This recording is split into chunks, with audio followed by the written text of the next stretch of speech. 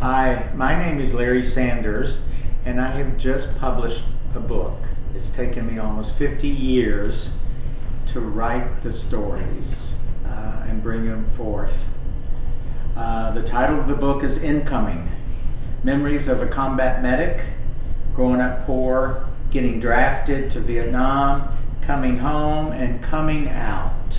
I'm going to read the preface to you so you get an idea of what the 40 stories consist of. Why I want to share my stories. Growing up gay in a working class family in Arkansas, I learned at an early age to keep quiet and hide my feelings. I knew little about sex, had never been touched or kissed, never played sports, hunted with guns, or participated in school events. Then one day I found myself in a foreign country carrying an M16 rifle and a medical bag, fighting a war I knew little about. Within weeks of my arrival in Vietnam, the Tet Offensive exploded all around me, changing my life, the war, and the entire world.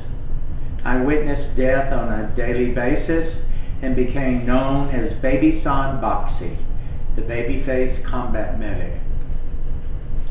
Soon after returning from Vietnam, I learned to keep quiet again and hide those stories. It was much safer that way.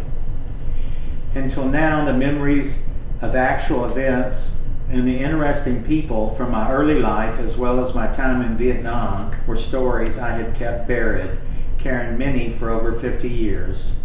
This book began a few years ago when my grandmother on my father's side died at 96 years of age.